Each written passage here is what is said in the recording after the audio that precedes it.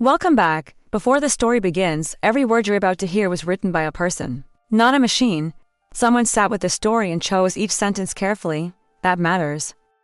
I begged him not to leave me with everything, the rent, the bills, the silence. He didn't argue. He didn't even look sorry. He smirked, the kind of smirk a man wears when he thinks he's already won. I had $43 in my account the night he walked out into the rain. $43 and a shared credit card drowning in debt. He thought he was leaving a burden behind. What he didn't realize was that he was leaving the only structure holding him up. I used to make the coffee before he woke up, every morning. Without fail. The same ground beans from the same bag on the second shelf of the same cabinet, poured into the same dark blue mug. He'd had since before we met. I didn't do it because he asked, I did it because I liked the ritual of it. The quiet of the kitchen at 6:45 in the morning, the smell rising into the cold air, the particular way the light came through the window above the sink in November, and fell across the counter in a long pale rectangle. I did it because it was mine. That hour was mine, even when the rest of the day wasn't. I think about that mug now sometimes, not with bitterness, which might surprise you. I think about it the way you think about a house you used to live in, with a kind of neutral recognition. I was there. That was real. And then it wasn't. My name is Isabel Monroe. I'm 53 years old. I run a consulting firm in the Mid-Atlantic region that I built from a single laptop, a second-hand desk, and a very specific kind of anger that I learned, over time, to convert into something more useful than rage. But that comes later. Everything comes later. For now, let me take you back, not to the night he left, not yet, but to the years before it. Because those years matter, they matter because they explain not who Evan was, but who I had allowed myself to become. I was 40 when I met him. Technically, we had overlapped before, the same industry, the same peripheral circles, but we didn't really meet until a Thursday evening, at a regional conference in Philadelphia, where I was presenting a research brief on workforce logistics, and he was standing near the back of the room with a glass of wine and an expression of polite skepticism that I somehow read, at the time, as intelligence. I was wrong about that, about a number of things.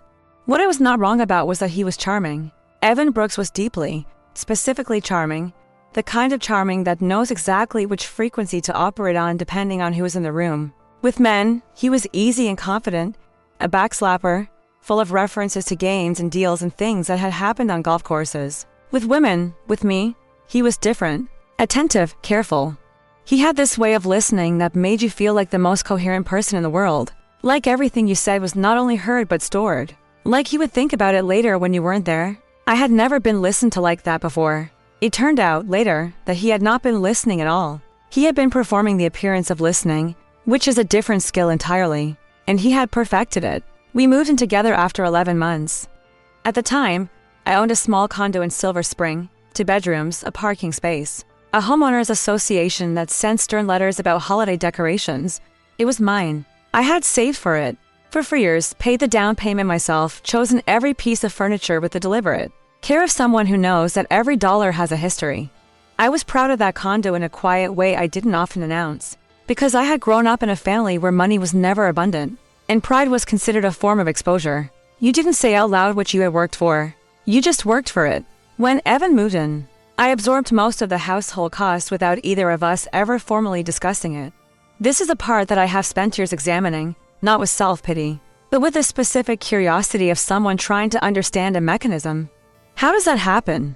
How does a woman who built her own home, who managed her own accounts, who had never in her adult life depended on anyone for rent, how does she gradually become the person absorbing every shared expense while the other person's money goes somewhere else, somewhere private, somewhere she is not invited to look? It doesn't happen all at once. That's the answer. It happens in small delegations. 1 month, he's traveling for work and can you just cover this one, and you do. Another month, he had an unexpected expense, a car repair, a credit card bill he doesn't explain fully, and you cover it again because it would be strange to make a moment of it, and then it is no longer a moment. It is arrangement, except no one ever said it out loud, which means you can never point to when it began. He worked in supply chain management for a mid-sized company that was always, perpetually, on the verge of reorganization. There was always a reason the bonus hadn't come through yet, always a reason the raise had been delayed. I believed him for longer than I should have, not because I was naive, but because I trusted the version of him that he had carefully built and placed in front of me. And that version was convincing. He was organized. He wore good shoes. He spoke in the measured, confident cadences of a man who has never doubted his own competence. It wasn't until after, that I understood those qualities had nothing to do with what was actually happening inside the numbers. My work, during those years, was stable and moderately successful by the standards of the sector. I had spent my career in organizational consulting. The kind of work that is invisible until it isn't, where you are brought in to fix what no one wants to admit is broken, and then, once it is fixed, you become the person who was briefly useful. I was good at it. I had spent 15 years getting good at it, and I had a reputation within a specific professional radius for being the person you called when something had been mismanaged at a structural level and needed to be rebuilt without anyone losing face. I was, in the language of my field, discreet and effective. The qualities that made me easy to underestimate in personal life were the same qualities that made me valuable professionally. I knew this about myself. I had filed it away. What I had not accounted for was what 12 years of being with someone who does not see your value just to the volume at which you operate. You turn it down. Not dramatically, not in a way you notice day to day, but gradually, incrementally, the way you stop wearing a color that someone once called unflattering until one day you realize you haven't worn it in years. I had turned down. I had made myself smaller in the space we shared, not because he demanded it explicitly, but because his attention, that performing attentiveness, had a ceiling, and the ceiling was exactly the height of a woman who needed him. And so I stayed at that height. For 12 years, I stayed at exactly that height. Until the night he left, when I realized the ceiling had been his all along. And that was the night I decided to find out how high I could actually go. The night he left, it was raining. Not dramatically. Not the kind of rain that arrives in sheets and announces itself against the windows. It was the other kind. The thin, indifferent kind that falls in November in Maryland without any particular intention, that turns the streets a deeper shade of gray and makes the streetlights blur into soft orange smears on the pavement. I remember standing at the kitchen window after he pulled out of the driveway and watching one of those smears wobble in the wet reflection below and thinking, with a strange clarity, that arrives in moments of shock, I need to call the insurance company tomorrow. His name is still on the policy. That was the first thought. Not grief. Not disbelief, a task. I have wondered in the years since what that says about me, whether it was damage or discipline, whether the part of my mind that immediately reached for logistics was protecting me, or simply confirming what I had already, somewhere underneath the daily architecture of our life together, known for a long time, that we were not a partnership, that I had been the one holding the structure upright while he moved freely within it, and that some part of me had always understood this, even when the rest of me was making coffee at 6:45 in the morning, and choosing to call it love. He hadn't screamed, that's what I keep coming back to. Even now, there was no argument, no final rupture, no scene that I could point to and say, there? That's where it broke.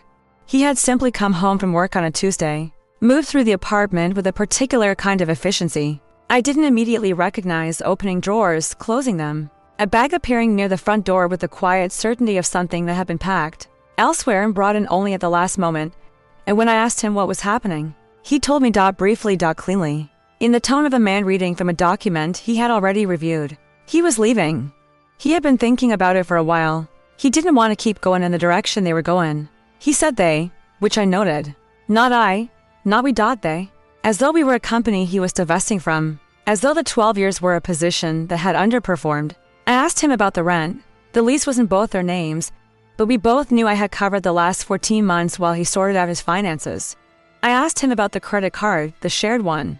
The one I had been servicing the minimum on while he promised to settle his half. I asked him, quietly, standing near the kitchen counter with my arms at my sides, not raising my voice, not because I was composed, but because something in me had gone very still in the way that things go still before they make a decision.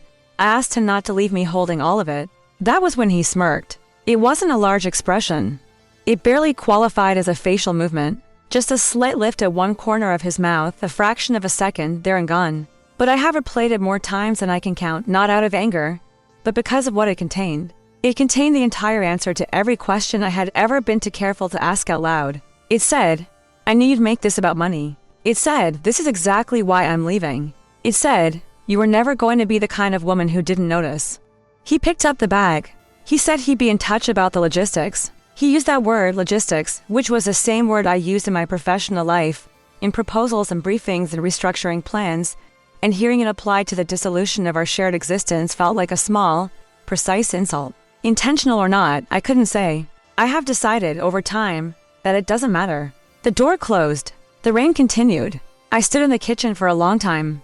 I don't know exactly how long enough for the streetlight reflection on the pavement to shift as a car passed and then resettle, long enough for the refrigerator to cycle through its hum and go quiet again. I was aware of the particular quality of the silence in the apartment, which was different from ordinary quiet. It was the silence of a space that has just been rearranged at a structural level, the silence of a building after something load-bearing has been removed.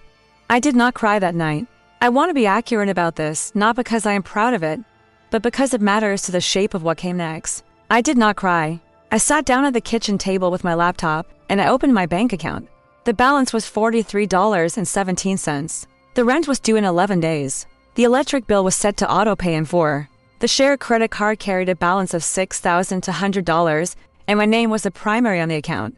I looked at those numbers for a long time. And then I opened a new document, not a journal, not a letter, just a plain document with no title. And I wrote 3 things.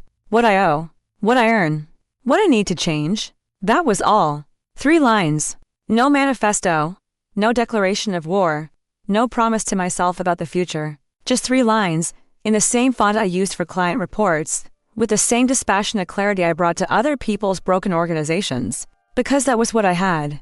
That was the only tool I fully trusted, the ability to look at a damaged structure and understand, without emotion distorting the analysis, what needed to happen first. My phone buzzed once around midnight. A text from Renata, my closest friend since her early 30s, a woman who communicated in short, accurate sentences and had never once told me what I wanted to hear when the truth was more useful. The text said only, I know. Call me when you're ready. I'm not going anywhere. I didn't call her that night. But I held the phone for a moment longer than necessary and something in my chest shifted. Not relief exactly, but the recognition that I was not entirely without anchor. Renata had seen our relationship clearly from the outside in ways I hadn't let myself see from the inside. She had never said I told you once in all the years we've been friends. She would not say it now. That was the kind of person she was, someone who understood that being right offered no comfort worth claiming. When someone you loved was sitting alone in a kitchen with $43. I closed the laptop at 1 in the morning. I rinsed the dark blue mug, his mug, still on the drying rack from that morning, and I put it in a box. Not dramatically. Not as a ritual. I simply understood that I didn't want to look at it while I was rebuilding. And that understanding felt like the first clean decision I had made in years. I went to bed. I set my alarm for 6:15. I lay in the dark and listened to the rain, which was still falling with the same indifferent persistence, and I let myself feel fully, without managing it, exactly what I felt in that moment. Not rage, not betrayal, though both were present somewhere below the surface. What I felt most clearly in the honest quiet of that first night alone was something I did not yet have a name for. It would take me several weeks to find the right word. The word was relief. Not the relief of escape. I hadn't been imprisoned. The relief of accuracy. Of finally seeing the structure clearly because the thing obscuring it had walked out the door, with a bag he had packed somewhere else. Of understanding, at last, the precise shape of what I had been working with. And underneath that relief, quieter still, almost too steady to call an emotion at all, something else. Something that felt less like a feeling and more like a compass needle finding north. After years of interference, I knew what I was capable of. I had always known. I had just been operating in a space that was calibrated to make me forget. That was over now. The worst day was not the night he left. I want to be clear about that, because the night he left has a certain narrative weight to it, the rain, the smirk, the $43, and it would be easy to assume that was the bottom. It wasn't. The bottom came 31 days later on a Wednesday morning in December, when the temperature had dropped overnight and the heating unit in the condo made it sound like a question mark and then stopped entirely. I was sitting at my second-hand desk, the one I had bought 3 weeks earlier from a woman on Facebook Marketplace for $60, a solid oak thing with a sticky drawer that I had sanded down myself with a piece of sandpaper I found under the kitchen sink. And I was on a call with a prospective client, a mid-sized logistics firm out of Northern Virginia that had been referred to me by a former colleague. The call had been scheduled for 2 weeks. I had prepared a full brief, printed it at the library because my home printer had run out of ink and I couldn't justify the cartridge, and I had it open in front of me, annotated in pencil in the margins the way I always annotated things I needed to remember clearly. The heating unit stopped on the 4th minute of that call. I did not acknowledge it. I kept my voice at exactly the same register, measured, competent. The voice of someone whose apartment is a comfortable 68 degrees. And I moved through the brief, with the steady confidence of a woman who has done this 100 times, which I had. What I had not done was do it while watching my breath begin to mist faintly in the air, in front of my face, while becoming aware that the cold was coming out through the floor through my socks, while calculating in the back of my mind that the heating repair, whatever it cost, was not currently a number I could absorb without consequence. The call lasted 47 minutes. At the end, the contact said he would be in touch after the holidays. He said it in the tone that means no. I recognized the tone. I had been in this industry long enough to know the difference between I'll be in touch that leads somewhere and I'll be in touch that is a polite door closing. This was the second kind. I set the phone down on the desk. The brief was still open in front of me, all those pencil notes in the margins, all that preparation. Outside, through the window, the sky was the particular white of a winter sky that hasn't decided yet whether it's going to snow. The condo was silent except for the sound of a pipe somewhere clicking as it contracted in the cold. I sat there for a long time without moving. I want to describe this accurately because I think it matters, not the facts of it, but the specific texture of that morning. The way the cold settled into the room slowly, not all at once but in degrees, so that by the time I was fully aware of being cold I had already been cold for a while. The way the oak desk smelled faintly of lemon oil and someone else's years of use. The way my hands looked on the surface of it, still, folded, the hands of a woman in her early 50s who had spent 30 years becoming good at something that was, at this particular moment, not enough. I had 3 active clients at that point, 3. One was a nonprofit with a contract so small it barely covered the electric bill. One was a former colleague who had hired me out of loyalty, and whose budget I knew was being reconsidered at the end of the quarter. The third was a small family business that paid late, consistently, with apologies that were genuine but not useful. The prospective contact from Northern Virginia would have changed the numbers, would have made the month survivable with a margin. Without it, the month was a calculation I didn't want to finish. I opened my laptop and I looked at the numbers again. Not because they had changed, because I needed to look at them directly, without flinching, the way you press on a bruise to understand how deep it goes. The rent was current, barely. The shared credit card, which was now entirely mine to manage, had accrued another small amount in residual charges from accounts Evan had apparently still been using for the first 2 weeks after he left before I had the presence of mind to have him removed. I had called the credit card company on day 3. They had been sympathetic and procedural. They had noted my request and told me the process would take 7 to 10 business days. Evan had used the card twice more in that window. Both charges were for restaurants. One of them was expensive enough that I understood he had not been eating alone. I did not allow myself to feel that for long. I noted it, filed it in the part of my mind marked information, and moved on. There was no productive version of what feeling it fully would look like.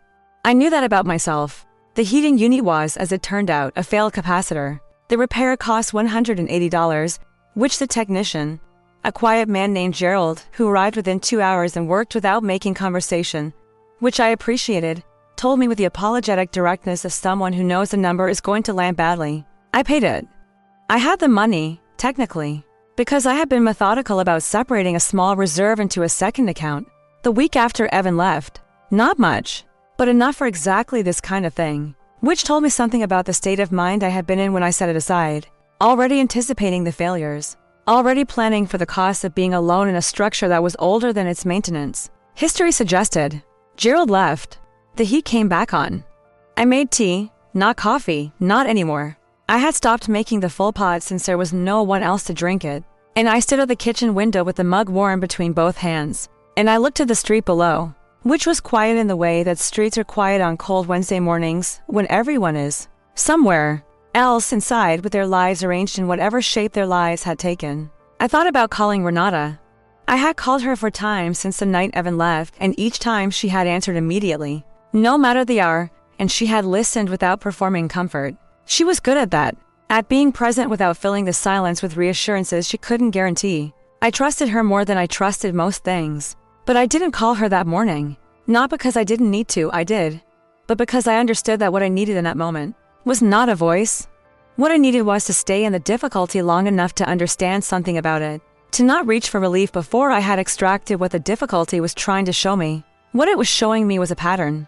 3 clients, all underpaying or undercommitted. 1 prospective contact lost. A credit card in my name being used by a man who was eating in restaurants while I was calculating heating repairs. A desk bought secondhand. A printer with no ink. A brief annotated in pencil because that was what I had. None of these things individually was insurmountable. But taken together, as a structure, as a map of where I had arrived after 12 years of absorbing costs that should have been shared after 12 years of turning down the volume on what I was capable of, taken together, they told a story about a woman who had been operating at a fraction of her own capacity for a very long time. That was the thing the worst day gave me. Not hope. Hope felt too light for what the moment required. What it gave me was precision. The exact coordinates of where I was standing. And once you know exactly where you are, no matter how bad the location, you can begin. I finished the tea. I rinsed the mug. I sat back down at the oak desk with a sticky drawer, and I opened a new document, and I began building the outline of something I had been thinking about for years, but had never, while Evan was in the room, let myself take seriously. I didn't know yet what it would become. I only knew it was mine. If you've ever had a day where everything felt too heavy to carry, and you carried it anyway, tell me about it in the comments. Isabel did too? You're not alone in this. The decision that changed everything was not dramatic. I want to say that again because I think it matters, because we are taught, culturally, to expect transformation to arrive as some kind of ceremony. A moment of clarity on a mountaintop. A conversation that rearranges everything. A morning you wake up different. The stories we tell about rebuilding lives tend to locate the pivot in a single, luminous instant, because that is easier to narrate and more satisfying to receive. But that is not how it happened for me. For me, it happened on a Tuesday afternoon in January, for weeks after the worst day. When I was eating a sandwich at my desk and reading a trade publication I had let my subscription lapse on for 2 years, and I came across a brief profile of a woman who had started an independent consulting practice in workforce infrastructure and was now billing at a rate that made me pause mid-bite and read the sentence again. Not because the number was obscene. Because it wasn't, it was simply accurate. It was what the work was worth, the actual work. Properly positioned, properly priced. Offered to clients at the level that required it rather than clients at the level that could barely afford a discounted version of it. The number was not a fantasy. It was a recalibration. And something about seeing it printed plainly, without apology, in a trade publication that covered my exact sector, made me set down my sandwich and sit with a very particular feeling. The feeling of recognizing something you already knew but had stopped allowing yourself to know. I had been undercharging for years, not dramatically, not in a way that announced itself. I had been undercharging in the careful, incremental way that people underprice themselves when they have spent too long in an environment where their confidence has been managed down, where every time you named what you were worth, the room went slightly quiet in a way that taught you to name less next time. Evan had never told me directly that I charged too little.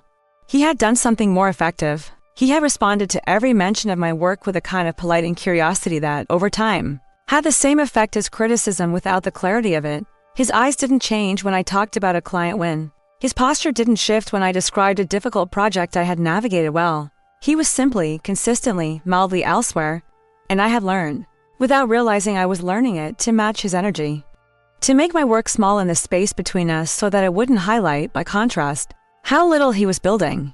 I sat at the oak desk for a long time after I read that profile. I did not write anything. I did not open a spreadsheet or draft a plan. I just sat with the recalibration, let it settle. The way you let a room come into focus after you've adjusted the light. Then I did one thing. Just one.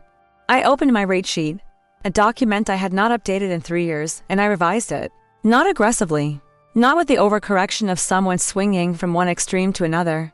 I revised it to reflect the actual value of the work, grounded in the current market, grounded in my 15 years of demonstrated results. I made the number honest. That was all. I saved the document, closed it, and went back to my sandwich. The sandwich was a little dry by then. I ate it anyway. What happened next did not happen immediately. This is important. The revised rate sheet sat on my laptop for 11 days before I used it. The first time I sent it to a prospective client, a referral from a contact I had reconnected with at a small industry event in late January, the kind of event I had almost not attended. Because the registration fee was $40, I wasn't sure I wanted to spend.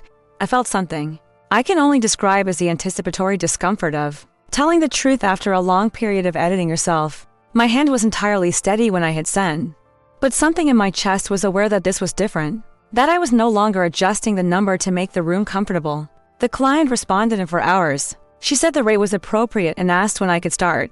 I read that email 3 times, not because I was surprised, or not entirely.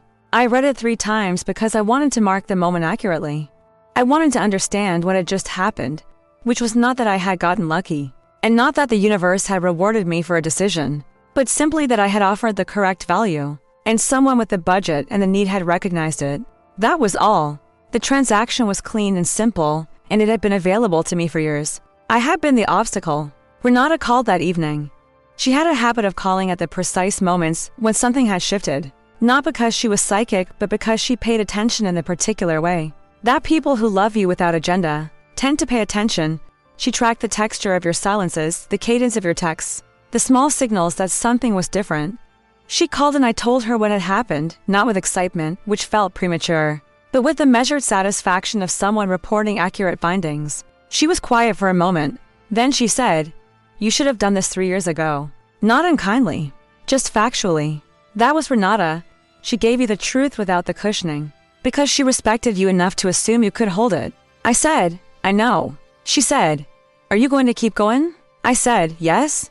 That was the whole conversation. We talked about other things after that. Her daughter's school situation, a restaurant she'd been to, the cold that was persisting into late January with unusual stubbornness. We talk like people talk when the important thing has already been said and everything else is just the warm texture of being known by someone. I had not had that in the apartment for a long time. I have forgotten how different it felt. Being in a conversation where you were not managing your own visibility, where you could take up the full space of yourself, without someone else's indifference narrowing the room around you. After I hung up, I sat in the quiet of the condo, and I thought about what was next. Not in the abstract. Specifically, the new client was a start, not a solution. One contract at the right rate did not constitute a business. It constituted a correction. What I needed was a structure, a practice that was positioned correctly from the foundation up, not the accumulated half measures of someone who had been building in the margins of another person's life. I needed to build something that was entirely, architecturally, mine. I had a name in mind already. Had had it for a couple of years, actually. One of those idle, private ideas you carry around without giving it weight. Because giving it weight would mean taking yourself seriously in a way that felt, at the time, presumptuous. I had never said it out loud. I had never written it down. I wrote it down that night at the bottom of the document with the 3 lines. What I owe, what I earn, what I need to change, and I looked at it for a long time. It looked right. It looked like something that already existed, which was, I understood exactly the point. I closed the laptop. I went to bed. I slept better than I had in 3 to 7 days. And somewhere in Northern Virginia, in a restaurant that charged more than it should have, a man who had smirked at me in a kitchen was having dinner with someone who didn't yet know what kind of man he was. That was fine. He had time. So did I. 7 years is a long time to build something in silence. I don't mean that as a complaint. I mean it as a structural observation, the way a contractor might note that a foundation took longer than expected, but that the longer curing time was, in the end, what made it hold. I built Monroe Consulting Group over 7 years with the same method I had always brought to other people's broken organizations. Slowly, without announcing the scaffolding, one load-bearing decision at a time. By the end of the 3rd year, I had 6 retainer clients. By the end of the 5th, I had a small team, 3 people, all of them precise and underestimated in their own ways, which was not a coincidence. By the end of the 7th, we occupied a full floor of a quiet building in Bethesda, the kind of building that does not announce itself from the street, that has good light in a lobby that smells faintly of fresh paper, the kind of building you only find if you already know what you're looking for. I had chosen it deliberately.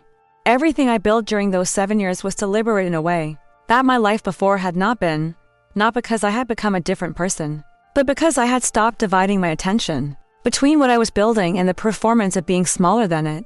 There was no one in the room anymore to whom I needed to make myself legible at a reduced scale. I could simply work. And it turned out that simply working without that constant internal negotiation produced results at a pace that surprised even me. Renata noticed before I did. She came to the office in the 4th year. We had lunch, the good kind. The kind where neither of you checks your phone. And she looked around the space with the expression of someone confirming something they had believed for a long time. She didn't say much. She picked up a framed copy of a client commendation I had hung near the window and read it without commenting and set it back down carefully. The way you handle something that matters. Then she looked at me across the table and said, "This is who you were the whole time." I didn't argue with her. I had arrived by then at the same understanding, not with pride exactly, because pride still felt like a kind of exposure I was cautious about, but with the settled clarity of a person who has stopped being surprised by their own capacity. I knew what I could do. I had always known. The years with Evan had not taken that knowledge from me. They had simply covered it. The way sediment covers something that does not decay. The work itself was not glamorous. I want to be honest about that, because the stories we tell about rebuilding tend to skip the texture of the middle years, the unglamorous accumulation of competence, the clients who were difficult, the contracts that fell through, the Tuesday afternoons that were simply hard without being meaningfully hard, without any narrative payoff, just the ongoing discipline of continuing. I had those years, many of them. I kept working through them with the same method. Look at the structure clearly. Identify what is broken. Fix the first thing without waiting for everything to be fixed simultaneously. I heard about Evan twice during those 7 years. Not from him. He did not contact me, which I had expected and which suited me entirely. The first time was in the second year, through a mutual professional acquaintance who mentioned him in passing at an industry event. The way people mention someone, when they assume you're past caring and want to gauge whether you are. He had left the supply chain company. He was doing something in logistics consulting. The contact said on his own now. The contact said it with the carefully neutral expression of someone delivering information. They aren't sure is welcome. I received it with the same expression. I said something polite and moved the conversation forward. I need to ask you something. Has anyone ever underestimated you and later regretted it? Drop your story in the comments. I read every single one. The second time I heard about him was in the 5th year. A brief mention in a regional business newsletter. A small profile of independent consultants working in the Mid-Atlantic supply chain sector. His name was there, near the bottom with a paragraph about his practice. I read it once. The practice was small. The clients listed were mid-level. The tone of the paragraph was the tone that trade publications use for people who are doing adequately, not the tone they use for people who are doing well. I noted this without satisfaction, which surprised me slightly. I had expected, when I imagined this moment in the abstract, to feel something sharper, some clean flash of indication. What I felt instead was closer to clarity.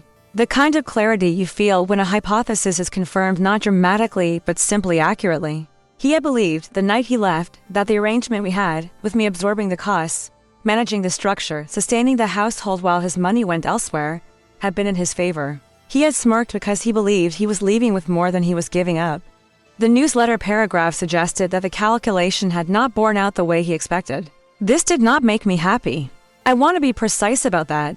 The distinction matters. It made me understand something I had suspected for years, that his confidence had been structural, not earned. That it had been built on a foundation that included my contribution, my stability, my absorbed costs, my turned-down volume. Without that foundation, the confidence had nowhere to rest.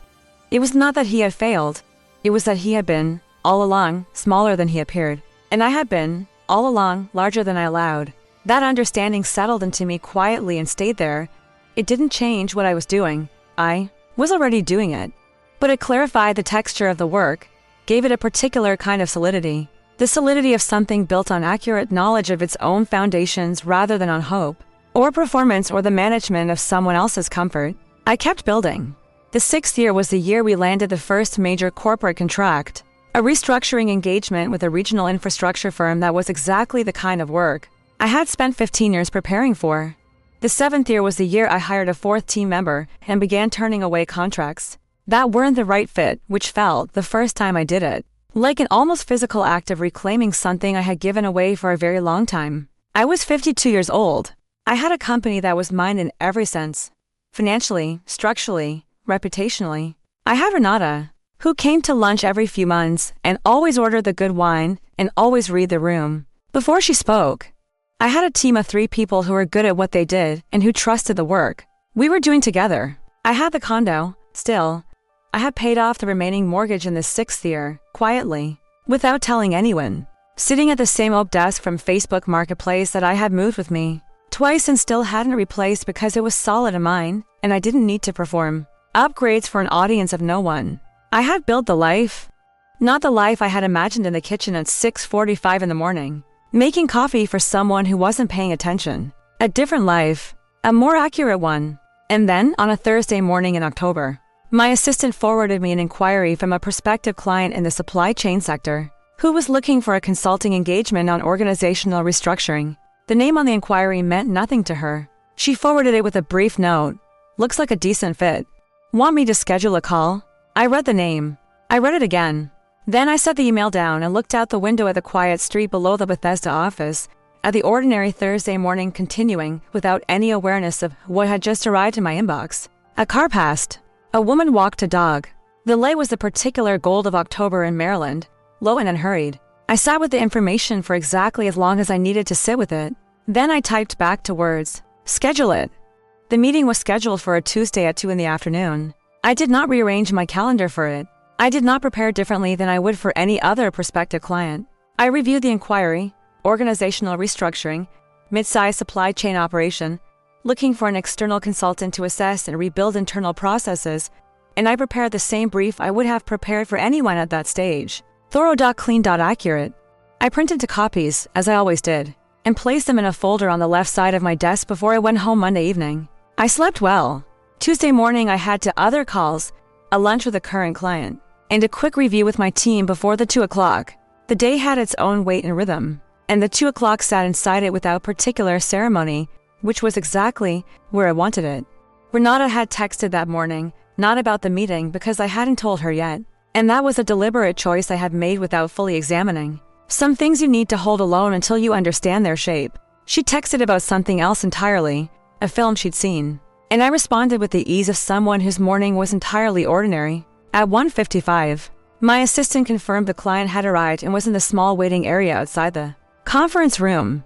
I finished the sentence I was writing, capped my pen, and stood. The conference room had a glass panel beside the door, a narrow vertical strip that allowed a partial view of whoever was inside before you entered. I had never thought much about it before. That Tuesday, I paused for exactly 1 second at that strip of glass before I opened the door. He was heavier than I remembered. Not dramatically, just a particular weight that settles into men in their mid-50s, when they are not unhappy enough to lose it. His hair was shorter, grayer at the temples in a way that, on another man, might have read as distinguished. He was wearing a jacket that was good quality but slightly wrong for the formality of the meeting. Business casual, relaxed. The jacket of a man who expected to be the most comfortable person in the room. He had his phone on the table, face up. He had not brought a folder. He looked up when I entered. I watched his face go through 3 things in approximately 2 seconds. The first was a polite, anticipatory expression of a man meeting a consultant for the first time. The second was something else, a flicker, a fractional hesitation, the look of a person encountering something almost familiar, like a word in a language you once studied and haven't spoken in years. The third was the reset, the smooth, professional recovery of someone who has decided the almost familiar was a trick of the light. He stood and extended his hand. Evan Brooks, he said. Thanks for making time. Isabel Monroe, I said. Please sit down. I set the folder on the table. I poured water from the carafe to glasses, 1 for each of us, with the unhurried ease of someone entirely at home in the space, which I was. Every object in that room was there because I had chosen it. The table, the chairs, the way the light came through the west-facing window at 2 in the afternoon in October. All of it mine. All of it arranged exactly as I had arranged it over 7 years without an audience. He did not recognize me. I had considered this possibility, had sat with it over the preceding days with the careful neutrality I brought to any variable I couldn't control. I had changed objectively. My hair was different, shorter and silver now rather than the dark brown I kept through my 40s. I wore glasses I hadn't worn then. I carried myself differently, not artificially, not as performance, but in the way that people carry themselves when they have spent 7 years building something real, and no longer need to make themselves small to fit inside someone else's idea of them. I was not the woman he had left in a kitchen in November in the rain. I was the woman she had become. And those 2 women, it turned out, were different enough in presence that a man who had never really looked at her could walk into her conference room and see only a consultant. I opened the folder. Tell me about the structure, I said. He told me.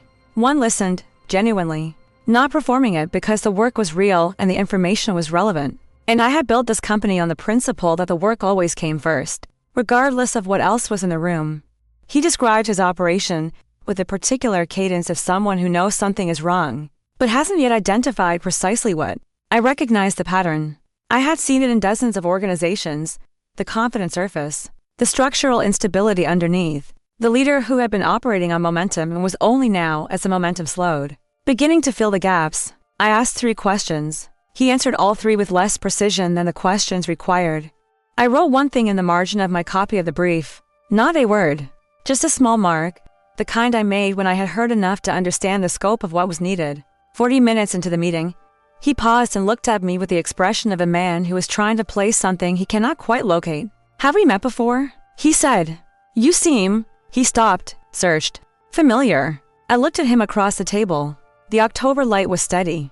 The room was quiet. On the street below the building, the ordinary Tuesday afternoon continued without any awareness of what was happening 7 floors up. I have one of those faces, I said. I turned the page. The second meeting was 2 weeks later. I had sent him a preliminary assessment after the first, a document of 11 pages, single-spaced, that outlined the structural gaps in his operation with the kind of precision that takes years to develop and looks, to someone who doesn't know what they're reading, almost effortless. I had written it into evenings at the oak desk. I had not labored over it. The analysis was simply what the analysis was, accurate, grounded, without flattery or softening. I sent it on a Friday morning and did not think about it again until Monday, when his response arrived. The response was 1 paragraph. It said the assessment was the most useful document anyone had produced about his business in 3 years. It asked if we could meet again to discuss implementation. It used the word impressed once in the middle of the paragraph, without apparent awareness of what that word cost him to write or what it meant to me to read. I scheduled the second meeting for a Tuesday. Same room, same time. He arrived 5 minutes early, which he had not done the first time. He had a folder with him now. He had printed the assessment and annotated it. I could see the ink marks on the pages. When he opened it, blue pen, careful underlining, the annotations of someone who had read something more than once. Something in the quality of his attention had shifted. He was no longer the most comfortable person in the room. He was, for the first time in any room I had shared with him, paying attention. We worked through the assessment section by section. He asked good questions, better than I had expected, which I noted without expressing. At one point he made an observation about the middle management structure that was genuinely incisive. I told him so. I did not soften it or qualify it. I said, "That's a sharp read." He looked slightly startled, the way people look when they receive direct, unperformed acknowledgement from someone whose opinion they have already decided matters. We were 40 minutes in when Renata arrived. I had not planned this. I want to be clear about that. Not because it changes anything, but because I have never been interested in the kind of orchestration that arranges suffering for an audience. What happened was not arranged.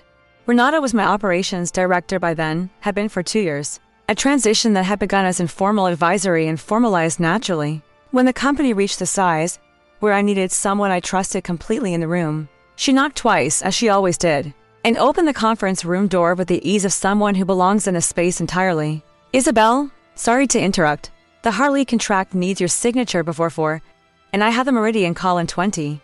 She glanced at Evan with the polite, efficient acknowledgement she gave all prospective clients.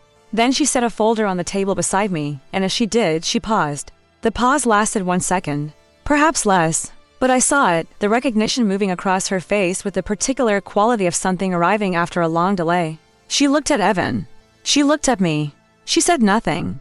She straightened and her expression returned to its professional default, and she said, "I'll leave that with you," and she walked out and closed the door behind her. The room was quiet. Evan was looking at the closed door with an expression I recognized, not from our years together, but from the first meeting, that fractional hesitation, that sense of something almost familiar that he couldn't locate. He looked back at me, and this time, he looked at me differently. He looked at me the way you look at something, when the almost familiar has stopped feeling like a trick of the light, and has started feeling like an answer you don't yet want to confirm. I watched him work through it. I did not help him. I held my pen and looked at him with the even, patient expression of a woman who has been waiting for this moment for 7 years, and has absolutely nothing to prove by rushing it. I watched the color change in his face, not dramatically, not a flush or a pallor, but a subtle shift, the physiological response of a person whose internal architecture is being rearranged against their will. His eyes moved to the nameplate on the conference room wall, Monroe Consulting Group, and then back to me, to my hands on the table, to my silver hair, to the glasses, to whatever it is the body retains of a person after 12 years that the mind can override, but not entirely erase. He said my name, not as a greeting, as a question, as a man saying a word out loud to test whether the world will confirm it. I let the silence hold for one full breath. "Yes," I said. That was all. One word. No explanation, no preamble, no performance at the moment, just the quiet, unambiguous confirmation of a woman who had built 7 years of architecture specifically to be able to sit in this chair, in this room, and say that word at exactly this volume. He opened his mouth, closed it.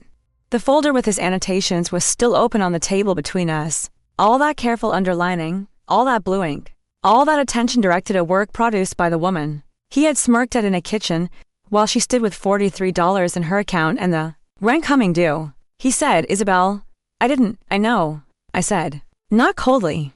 Not with the weight of someone delivering a verdict. Just simply.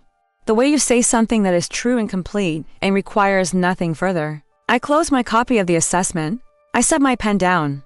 Outside the window, the afternoon was gray and still, the particular stillness of a Tuesday in late October when the season is in the process of changing and hasn't yet committed to what is becoming. The proposal will be ready by Friday, I said. My team will send it to the address on file. He looked at me for a long moment. The man who had never really looked at me, looking now, finally, at the full, accurate version, the woman who had been there the entire time. Underneath everything he had decided she was. He nodded, he gathered his folder. He stood with the careful movements of a person who is no longer sure of the ground beneath him. At the door, he stopped. He turned back, and for a moment I thought he was going to say something that mattered, something that had been sitting unspoken for 7 years, something true. He had the expression of a man standing at the edge of an apology. Then the expression passed, and he left. I sat in the quiet room for a moment. The October light, the water glasses both still full, his copy of the assessment on the table, all that blue ink, all that belated attention. I did not feel triumph. I did not feel grief. I felt the particular, clean stillness of a woman who has carried something a very long distance and has finally, quietly, set it down. Before the last chapter, tell me in the comments, did you see this coming? Because Isabel did. She just never said a word. He sent the signed proposal back on a Thursday. I looked at it for a moment before forwarding it to my team. Not with sentiment, just with the particular attention I give to things that mark a transition. The signature was his usual one, I imagined, confident, forward-leaning. The signature of a man who had always believed his name carried weight. On this document, it carried a different kind of weight. It was an acknowledgement, formal and contractual, that the work Isabel Monroe did was worth paying for at the rate Isabel Monroe had decided to charge. Nothing more complicated than that. Nothing more was needed. We worked together for months. I want to be honest about those for months, because the honest version is more interesting than the version where professional distance maintained a clean, frictionless surface. It did not. There were moments of awkwardness, brief, contained, handled by both of us with the professional competence of people who have agreed, without saying so, that the work is the priority and everything else is managed around it. He was a good client in the transactional sense. He paid on time. He implemented recommendations without requiring excessive persuasion. He communicated clearly. In the narrow world of the engagement, he performed adequately, which was, I understood, approximately what he had always been capable of when someone else was providing the structural support. He did not bring up our history directly, not once and for months. I did not raise it either. It existed in the room the way certain things exist, acknowledged in the quality of the silences, present in the particular care with which he addressed me in front of others, audible in the slight formality he maintained even when the work turned casual and easy. He was not cold. He was careful, and I understood the difference well enough to let it stand. What he did do on the last day of the engagement was stay after the final meeting. My team had filed out, Renata last, with the look she reserved for situations she was choosing not to intervene in. The look that said, "I'm here if you need me, and I trust you not to need me." She pulled the door almost closed behind her. Evan remained in his chair with his hands folded on the table and the expression of a man who has rehearsed something and is now deciding whether to deliver it. I waited. He said, "I owe you something." I said, "You've paid every invoice." He almost smiled. It was a different kind of almost smile than the smirk, smaller, grayer, carrying the weight of a man who has spent for months sitting across from evidence of what he had walked away from. "That's not what I mean," he said. I looked at him. "I know what you mean," I said, and I did. I understood what he was trying to offer, some version of accountability, some verbal acknowledgement of the specific damage done in a kitchen on a rainy Tuesday in November, 7 years ago, and a different lifetime. I understood that he had come to it genuinely, in whatever way a man like Evan Brooks arrives at genuine things, slowly, reluctantly, through the unavoidable accumulation of evidence. I also understood that I did not need it. This is the part that took me the longest to reach, and it is the part one most want to say clearly. I had stopped needing the apologies somewhere in the third year, when the company was growing and the days were long and the satisfaction of the work filled the space where the grievance had been, not replacing it, but simply occupying more room than it did. until the grievance became a small thing in the corner rather than the organizing principle of the room. By the time Evan walked into my conference room in October, the apology had already been rendered irrelevant by everything I had done without it. "You don't need to," I said. He looked at me with the expression of a man who expected resistance and received something quieter and more disorienting. "Isabel, Evan." My voice was even. "The work is done. It was good work. Your operation is in better shape than when we started." I closed the last folder on the table and stood.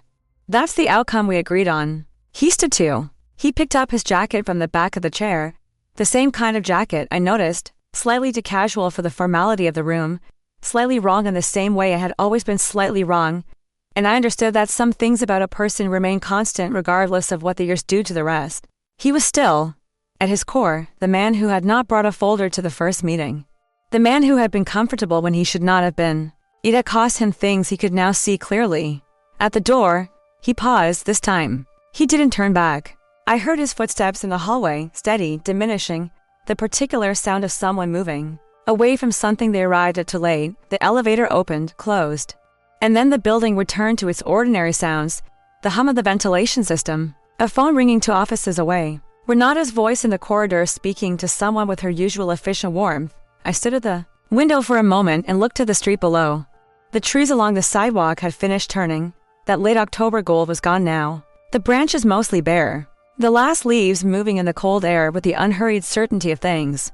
Completing their natural process, the street was ordinary, a delivery van, to women walking. Together, talking without looking at each other, the way old friends talk.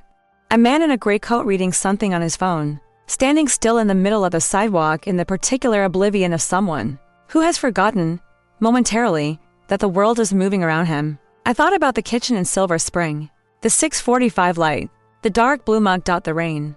The $43. The 3 lines in a document. What I owe. What I earn. What I need to change. I thought about all the mornings between that kitchen and this window. The second-hand desk and the sanded drawer and the library printer and the heating capacitor. That cost $180 on the worst day. The 11 days a revised rate sheet sat on my laptop before I used it. The 2 words I typed. When his inquiry arrived, schedule it. I thought about Renata, who had said this is who you were the whole time, and who was right, and who had known it before I did, and who had never once said I told you because she understood that being right is not the point. The point is staying. I am 53 years old. I run a company that is mine in every sense that matters. I have a team of people I trust and work that challenges me, and a condo that is paid off, and an oak desk that still has a slightly sticky drawer that I have never replaced. Because I don't need to replace it because it works. Because it has held everything I needed to build on it and asked for nothing in return. I have the life, not the life I was performing in someone else's kitchen. The actual life, the one that was always underneath, waiting for me to stop making myself smaller than it. The window was cold against the air outside. I could feel the temperature difference through the glass, the warmth of the office on one side, the November on the other, the particular boundary between what is built and protected and what is still becoming. I turned. Back to my desk, there was work to do. There was always work to do, which had once felt like the burden of a woman with no other options, and now felt like the great, quiet privilege of someone who has chosen exactly where to put her hands. I sat down. I opened the next file. Outside, the ordinary Thursday continued, and somewhere in it, moving through his own life at whatever pace it had settled into, was a man who now knew, fully, accurately, without any remaining ambiguity, exactly what he had walked away from. He knew. That was enough. That had always been enough. It just took 7 years for the truth to arrive at the right table.